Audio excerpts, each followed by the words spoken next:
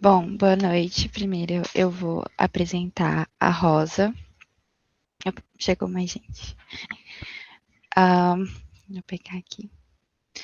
A Rosa é professora de inglês desde 2006 em escolas de idiomas e aulas particulares, mestre em educação pela Faculdade de Educação da USP, formação em psicologia, com ênfase em psicologia e educação e psicologia clínica na abordagem fenomenológica existencial.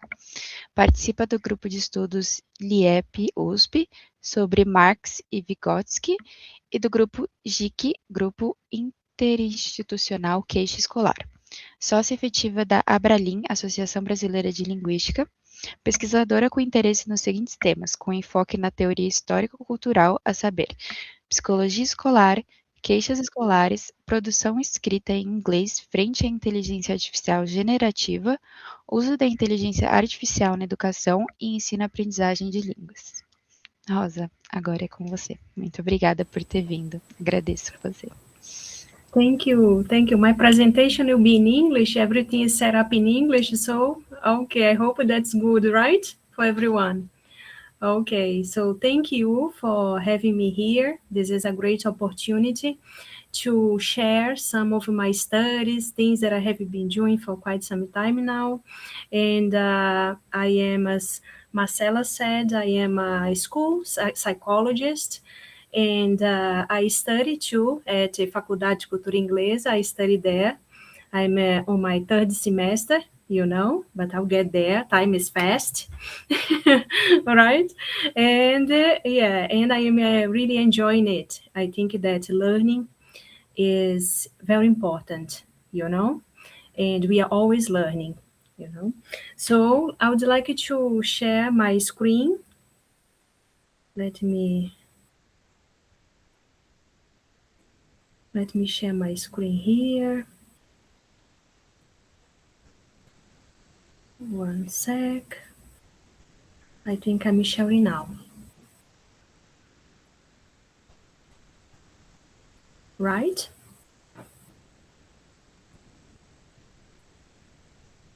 I think I'm sharing, correct? Yes. Yes, thank you. So, yeah, and I just forgot to ask how long I have, You have 15 minutes. Okay. I thought you were going to stay here for 3 hours, 4 hours, and and I was going to say, oh, I still need to do my assignment for tomorrow Celta's class. All right? Yes, So the title for today is School-Related Complaints in English Language Teaching in the Era of Generative Artificial Intelligence, having the cultural historical psychology in teacher education background, because this is actually what I have been doing research about. It is school-related complaints, and then I am extending, having some stretching here into the English language teaching. And let me see here. Okay. So to start with, I have got some school-related complaints. I have chosen 4 categories to discuss today, just to have some ideas. Firstly, what are school-related complaints?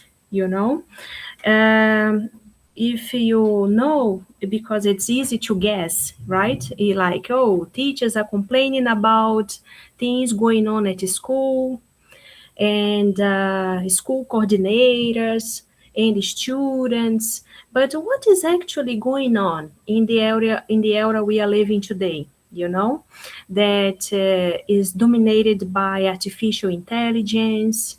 And what are the teachers complaining about? What is going on inside the school? What is affecting teachers? And I believe all of us here attending, we are all teachers, or will become at some point.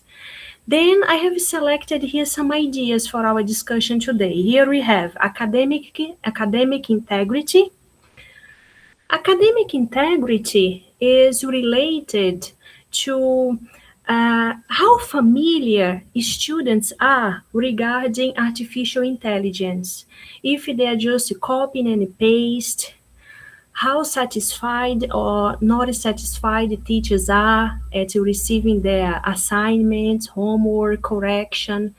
And this is very interesting to see that when we see complaints coming from some teachers that, oh, he's just copying and paste, but how are students being introduced to AI?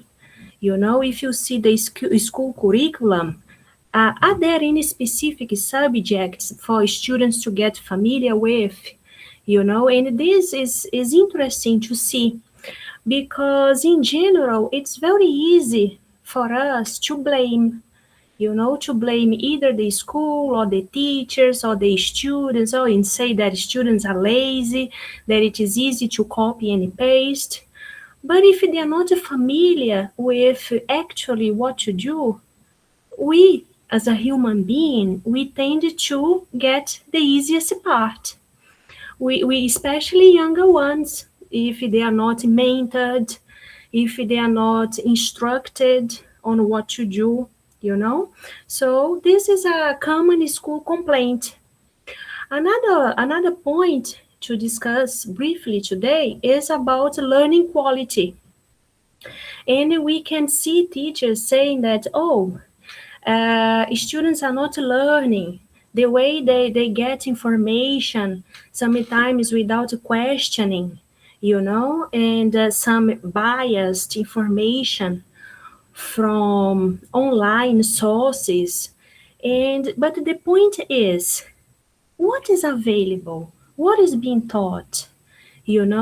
And how are teachers conscious, aware of not only about methodology, but how to teach and how to learn, how things actually happen in the classroom, regarding not only the learning process, but the schooling process, paying attention to concepts, scientific concepts. Because, for instance, one thing is when you know the theory, and another thing is when you can correlate that theory in a bigger picture, and you understand facts and you understand how things are connected, not only in isolation, but how things are connected socially and culturally.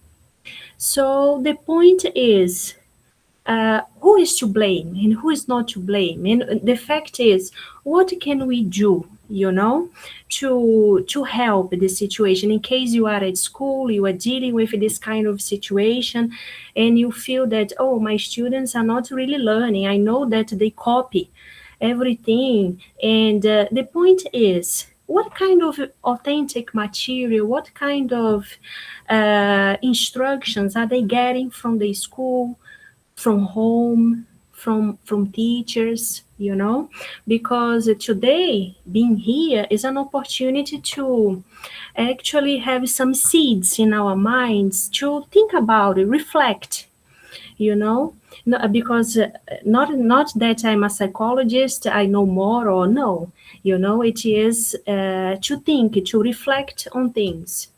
Nobody knows, nobody has all the answers, and each school is unique. Every student is unique. Another point to consider is teachers overloaded. Teachers are overloaded, and there is a kind of a misconception that not only teachers but some jobs are going to disappear, and teachers are going to be replaced by AI, and there is this kind of mix-up, and this is interesting to fight against, because actually teachers are out there not only to teach, that there is much more than that, there is a kind of integration socially, culturally, and they allow for what is called human emancipation, which is autonomy, agency, So they contribute to this kind of real social benefit. Another interesting point is some structural challenges faced by some schools regarding the lack of internet connection in some areas, especially rural areas, despite the development of the Brazilian framework. As you may know, last February, there was a framework released by the Ministry of Education of Brazil, actually with some parameters, ideas, how to use AI in the school, within the school's mission, and having the AI as a support, supporting teachers, supporting the learning process, but yet it still needs to be done. There is a kind of big fracture unmet by some schools for a lot of reasons, politically, financially, and a lot needs to be done. And what I'm bringing here, and I have this word out loud, dialogue. Dialogue not only among teachers, but the community, the school community, this what is called community of practice. That teachers, now there is a law about school psychologists in the schools, and there should be more interaction, but not any interaction. It's not that, oh, let's gossip and talk about what Virginia Fonseca is now doing and who is dating who online. No, but to enable critical thinking, and this can be done with our collaborative work, and this kind of integration. And to prove that, I have a saying from Paulo Freire, from his book, The Pedagogy of the Oppressed, saying, how can I dialogue if I am close to and even offended by the contribution of others? How can I dialogue if I am afraid of being displaced? The mere possibility causing me torment and weakness.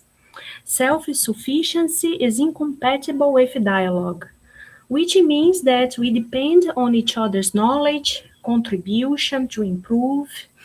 We add, and we can help with our own life experiences, our studies in different ways, to make the learning process possible. Then I have here, the cultural historical psychology approach, that the influence, I have selected just 3 points here briefly. Firstly, in the English language teaching, to bring awareness to the fact that we are not the same as we started. We using traditional methods. People are changing, people are evolving, and to bring that kind of awareness, to English teachers, being attentive to what kind of material are you using. Students today are exposed to a new environment that technology passes. So it's interesting to see that not many students can hold their attention for long, and we need to adapt, we need to understand, and not call, oh, this student is slow or fast or so. No, things are changing, people are changing. So it's important to be attentive to that. Also, the massive use of generative artificial intelligence, in our daily work, and the importance of having a school community of practice. For teachers who are in the school, they will see that it is still very common. Teachers meet. There are maybe just a few hours a week. Teachers have contact with one another, and it's not enough time. There is not enough time to exchange ideas, especially because they are heavily influenced by competitiveness. You know, oh, I know something you don't know. And then this kind of mentality is actually hindering progress, you know, and motivation, you know, and more learning. So I would like to bring to light these aspects, and also with another saying, which is true dialogue cannot exist unless the dialoguers engage in critical thinking, thinking which discerns an indivisible solidarity between the world and the people, and amidst of no dichotomy between them, thinking which perceives reality as a process, as transformation, rather than a static entity, thinking which does not separate itself from action, but it constantly immerses itself in temporality without fear of the risks involved, being immersed, being part of that, having a voice, and this is important, you know. And I would like to have space here, not only for me to speak, but I would like to have some questions. Let me stop sharing. Let me see if I can stop sharing here. Okay, I can. And have some questions from you because this is important, you know, to exchange ideas and points. Please, Rogério. Yes, thank you very much, Rosa, for your talk. I I found it very enlightening, very interesting. And the question that I have regarding the use of Gen AI um, in school settings is uh, what what what's the position of the Ministry of Education in terms of fair use of AI in the classroom? Mhm. Okay, I think I can answer. Can I answer his question now, right? Okay. Sure. Mhm. Yeah, this is a very interesting question because when the Ministry of Education releases this kind of framework, and we need to consider the fact that schools are very different, and there is a great disparity between private schools and public schools, you know?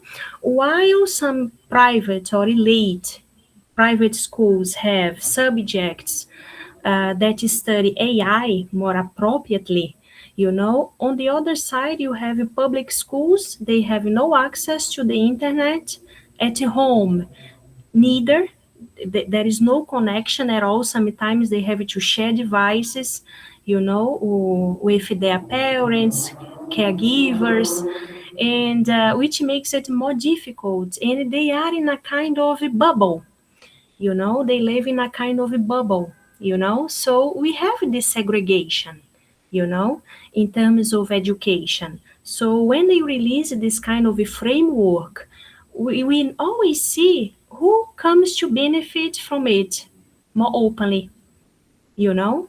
So they defend something, but in practice there is what is called a big fragmentation, rupture to the reality, especially in some more distant rural remote areas here in Brazil, you know.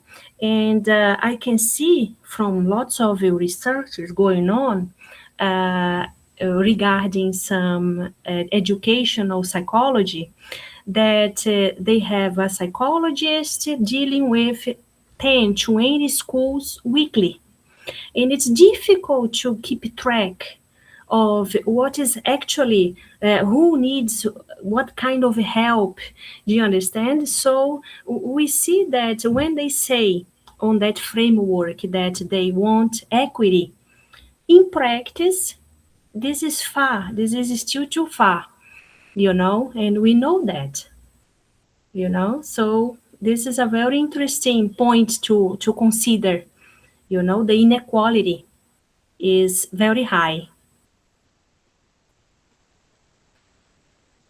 I Thank hope you that very much. I answered. Yes, Thank definitely. you Thank very you. much. Thank you. Thank you very much. There is any question? Maybe Amanda and Marcela, maybe we could go for the second. Yeah, Amanda is gonna. Thank you so much, Thank you. Rosa, for your presentation. It was amazing. Thank you so much. Thanks.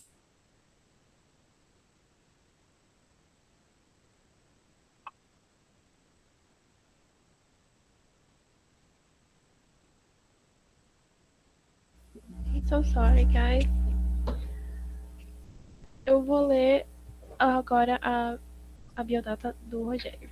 Rogério Yamada trabalhou no setor de tecnologias, informação e comunicação por 23 anos, atuando em vendas técnicas, gestão de projetos e desenvolvimento de competências em diversos países. Pessoas, culturas e idiomas se tornaram sua paixão ao longo da vida e desde 2019 ele vem desenvolvendo uma carreira em pesquisas em linguística aplicada, com foco especial no ensino da língua inglesa e na linguística de corpos. Obrigada, Rogério, por comparecer e dar essa apresentação. Pode começar. Thank you very much, everyone. Thank you, Amanda. It's a real pleasure to be here with you today. I'm just going to share my screen in order to start. So I'm going to explore today the development of awareness on learners of genre, register, and language. Okay, so I intend to cover three sections in this presentation.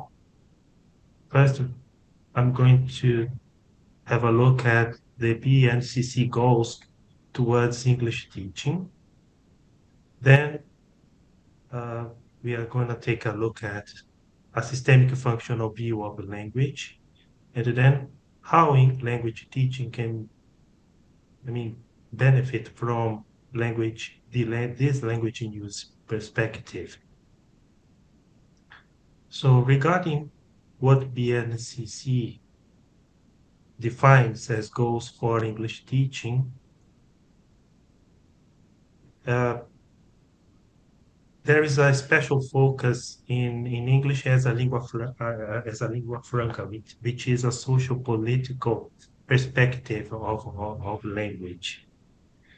And there is also a focus in the concept of multiliteracies, the sense that language is multifaceted and complex.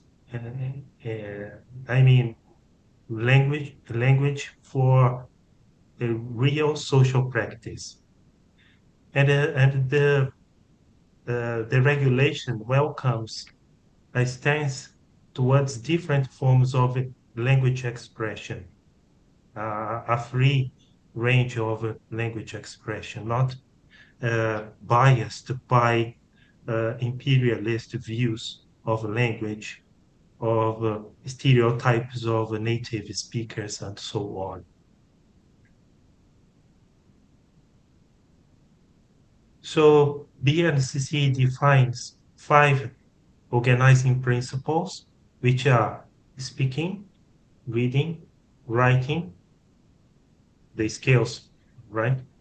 Then linguistic knowledge and intercultural dimension. And they emphasize that it is the language in use, always hybrid, polyphonic, and multimodal, that guides the study of its specific features. So it's a very important message because they position language in use in the center of all of the 5 organizing principles. So it's the concept of a language in use is the one that uh, uh, uh, is the focus of every organizing principle. So the concept of language in use can be defined in terms of a a view of language based in a systemic functional concept. And the systemic functional concept is actually a linguistics theory based on layers. So language is the innermost layer governed by three meta functions. The register is a layer in the linguistic side, which is a layer that abstracts and governs the formation of texts with using language.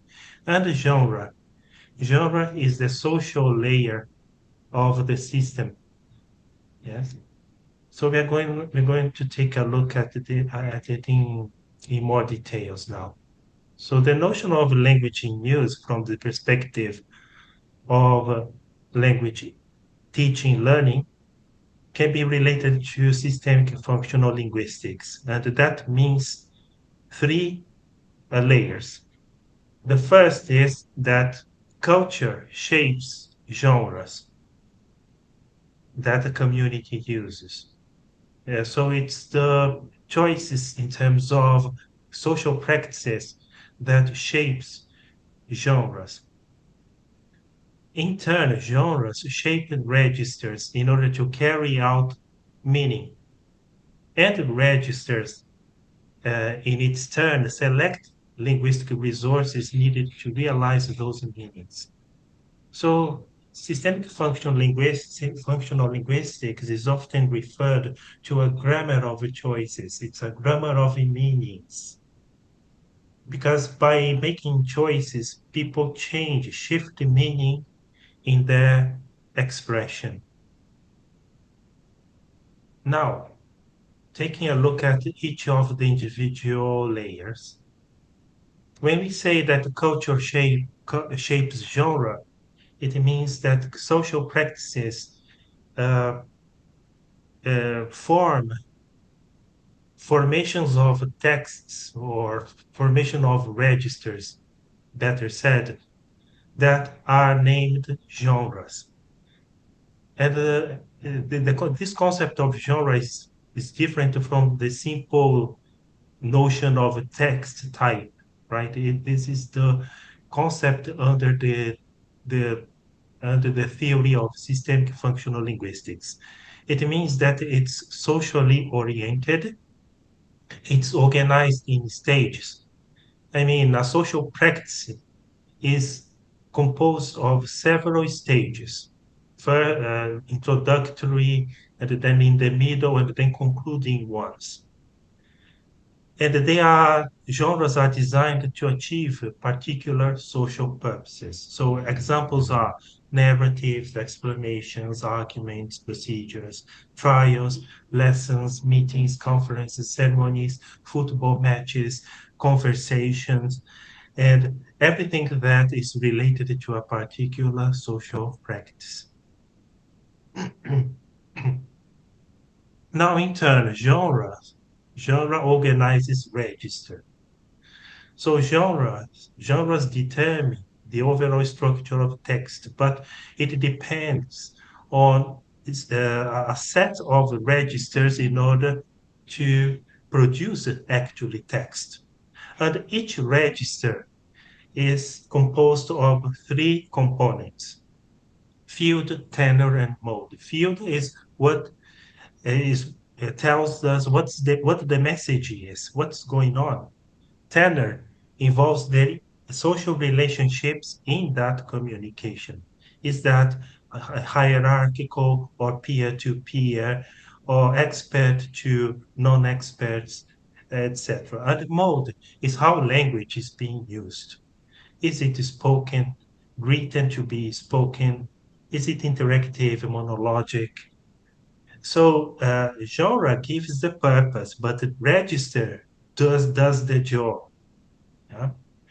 And the register here is not in the concept usually adopted in ELT, yes, which is the level of formality. Register is a variety of language defined by situation. Well, and finally, language is the big toolbox. It's a full meaning making system that can do any kind of meaning making. So registers select the language from that toolbox in form of specific patterns. So, for example, a scientific explanation selects technical vocabulary, logical connectors from language. And a casual conversation selects language from informal grammar and interpersonal markers, interjections, hesitations, fillers, etc. So the focus of language teaching from that perspective is to prepare learners to engage into foreign language social practices by recognizing registers, by being aware of genre of this associated uh, social practice, and in response to that, uh, use make free appropriate use of registers and the corresponding language patterns, language use. Uh, Registers is a very important component composed by field, tenor, and mode. I'm just going to, okay, uh, give you an example. Easy caramel cake is it can be seen as a recipe, yes, in terms of genre. In terms of register, it's a cooking procedure, expert to general public, the written to be read. And the language is composed by imperatives, cooking vocabulary, and time connectors because it's dependent on a certain sequence. Now, language teaching from the language user perspective will take us to how to achieve the objective of having learners aware of genre and mastering register and language. So there is a natural sequence here. Genre governs register, register governs language. Yes. So this defines the communicative approach of language teaching.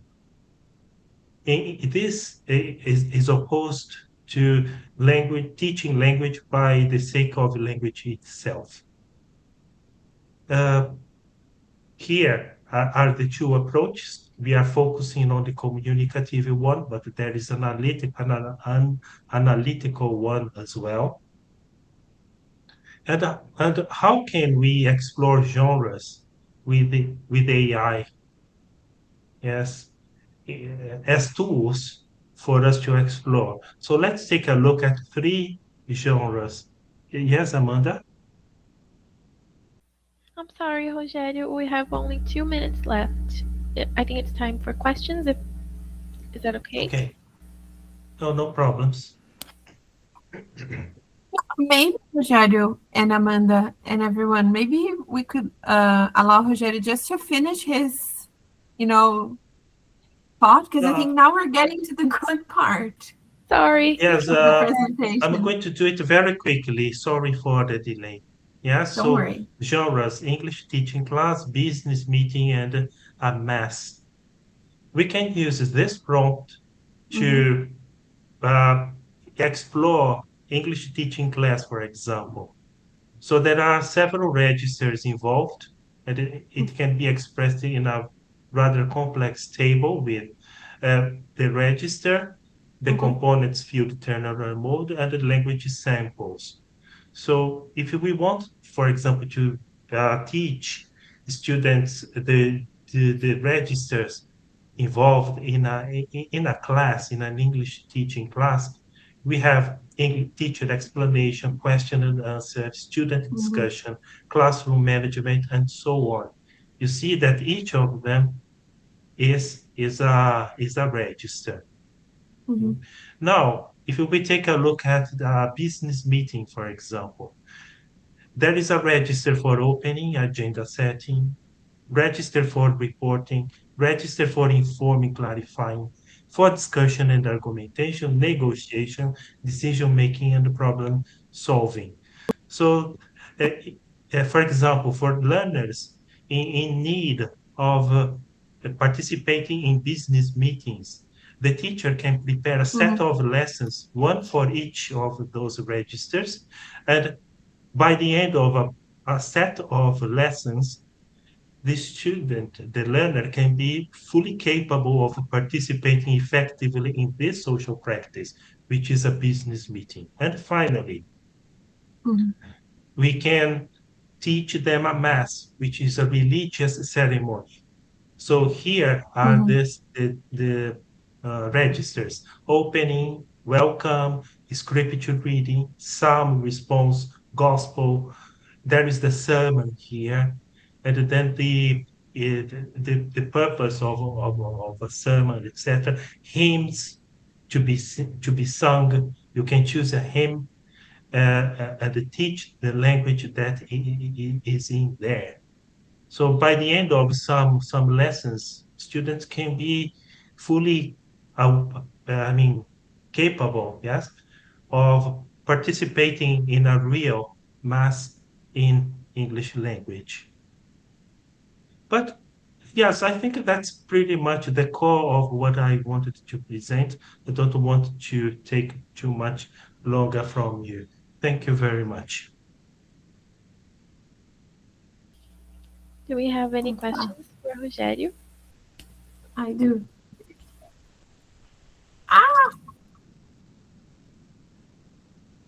You can ask it. Yeah. Can't hear me. You.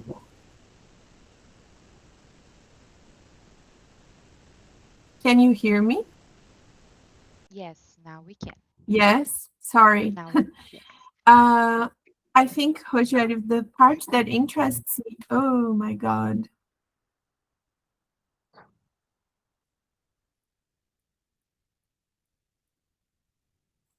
Oh, Acho que eu caí, né? I think you froze, Cassie. yes, I think you are back. I think I'm back. I just wanted, if You're frozen, possible, but yeah, you can talk. I think Sorry. you can hear me, right? Yes.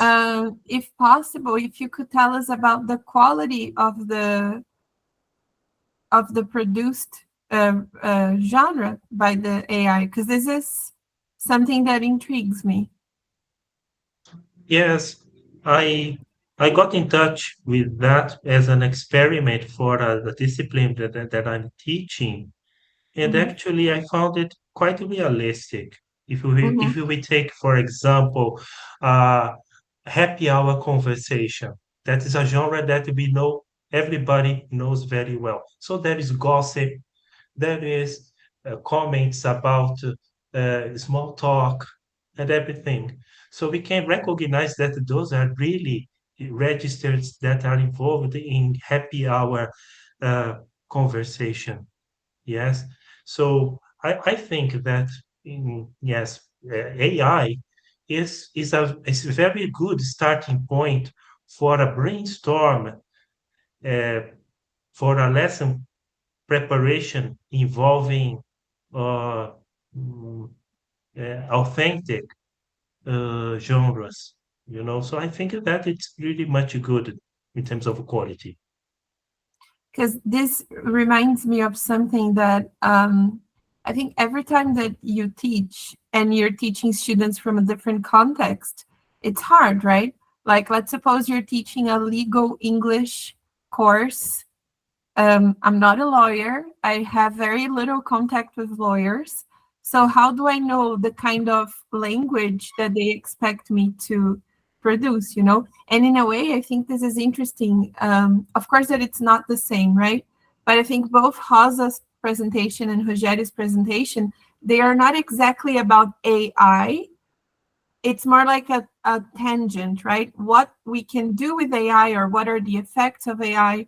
And I know that I know Rogério wasn't in the morning, but I think Rosa was. And this is something that we mentioned in the opening ceremony, right, of this event, which is AI is inevitable. So we need to think about how we're going to deal with that. And I remember that I watched a talk that you gave in Faculdade de Cultura Inglesa, Rogério, a while ago, that you discussed how AI sort of standardizes the academic genre, right? So I think we discussed this a bit in the morning, how we cannot be innocent anymore, and we have to look at a text and we have to start spotting if a text was generated with AI or not. And I even think that as teachers, for example, and this is a question for everyone, okay, for Rogério, but for everyone that is here, if you planned a lesson and in that lesson you used an AI text or an AI dialogue, would you tell your students?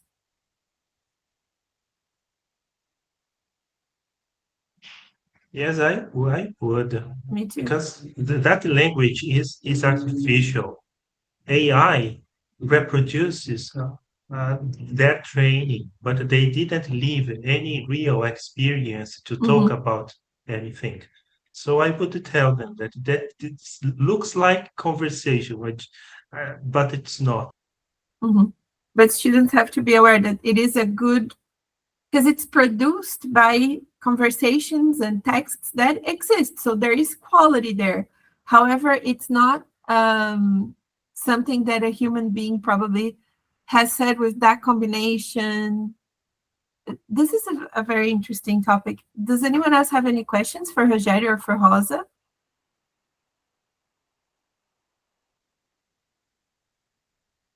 So Amanda and Marcela, what is the, I don't know if we can close the session, because this session was only 2 presentations, right? Yes, we can close this session. I think there is more sessions going on. I know the cliffhanger, it's over, but I think the K-pop one and true crime is still going, I think. So if you guys want to see the other presentations, you can go to the other links. But thank you so much, Rogério and Rosa, for coming and present for us. Thank you so much. Thank you, We guys. appreciate a lot. Thank you. Thank you, everyone. Bye-bye. See ya. Thank you. Bye-bye. Have a great See you. weekend, guys. Bye-bye. Bye-bye.